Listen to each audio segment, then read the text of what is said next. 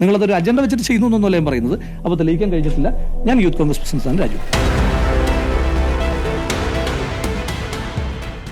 വെളിപ്പെടുത്തലുകളിലും വിവാദങ്ങളിലും ഉലഞ്ഞ youth congress അധ്യക്ഷ സ്ഥാനത്ത് നിന്നും രാഹുൽ മാങ്കൂട്ടത്തിൽ അവസാനം നാണം കെട്ട് രാജിവെച്ചിരിക്കുകയാണ്. യുവനടി ഓൺലൈൻ ചാനലിന് നൽകിയ അഭിമുഖം ചർച്ചയാവുകയും പിന്നാലെ സമാനാനുഭവം വെളിപ്പെടുത്തി കൂടുതൽ പേർ രംഗത്തെത്തിയതുമാണ് രാഹുലിനെ വെട്ടിലാക്കിയത്. അതേസമയം മാധ്യമപ്രവർത്തകയായ യുവതിയുടെ ഗർഭചിത്രവുമായി ബന്ധപ്പെട്ട് രാഹുൽ മാങ്കൂട്ടത്തിൽ നടത്തിയ ഫോൺ സംഭാഷണം പുറത്തായതാണ് കുരുക്കുമുറുക്കിയത്. യുവതി ഗർഭിണിയായതും അതിനെക്കുറിച്ചുള്ള തർക്കങ്ങളുമാണ് ഫോൺ സംഭാഷണത്തിൽ ഉള്ളത്. ഇതിൽ യുവതിയോട് നിർബന്ധിത ഗർഭചിത്രം നടത്താൻ സമ്മർദ്ദം ചെലുത്തുന്നതുമായി ബന്ധപ്പെട്ട സംഭാഷണമാണ് നടത്തുന്നത് എന്നതാണ് വിഷയത്തിന്റെ ഗൗരവം വർദ്ധിപ്പിക്കുന്നത്.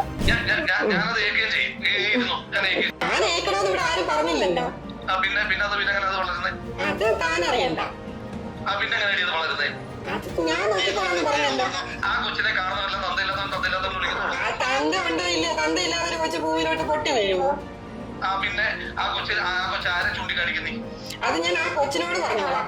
മറ്റുള്ള ആളോട് എനിക്ക് പറയേണ്ട ആവശ്യമില്ല. അതന്നെ ചൂണ്ടിക്കാണിക്കും. പിന്നെ അല്ലാണ്ട് വേറെ ആരും ചൂണ്ടിക്കാണിക്കാതെ എനിക്കിരിക്കുന്നത്. അയ്യോ, അതെങ്ങനെ തന്നെ ബുദ്ധിമുട്ടാക്കുന്നത്?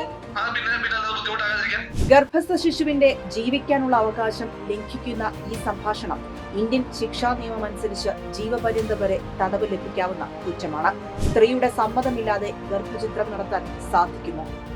ഇന്ത്യയിലെ നിയമപ്രകാരം സ്ത്രീയുടെ സമ്മതമില്ലാതെ ഗർഭചിത്രം ചെയ്യുന്നത് കുറ്റമാണ്. MTP ആക്ട് അനുസരിച്ച് ഗർഭചിത്രം നടത്തുന്നതിന് സ്ത്രീയുടെ സമ്മതം ആവശ്യമാണ്.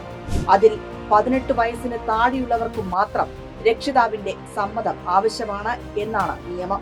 IPC സെക്ഷൻ 313 പ്രകാരം സ്ത്രീയുടെ സമ്മതമില്ലാതെ ഗർഭചിത്രം നടത്തുകയോ നിർബന്ധിപ്പിക്കുകയോ ചെയ്താൽ ഗുരുതരമായ കുറ്റമാണ്.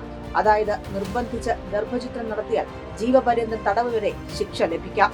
ഭർത്താവിനോ കുടുംബത്തിനോ പോലും സ്ത്രീയെ നിർബന്ധിച്ച് ഗർഭചിത്രം ചെയ്യിക്കാനാകില്ല. അത് സ്ത്രീയുടെ ശാരീരിക മാനസിക അവകാശങ്ങളിലേക്കുള്ള ആക്രമണമായി കണക്കാക്കപ്പെടുന്നു.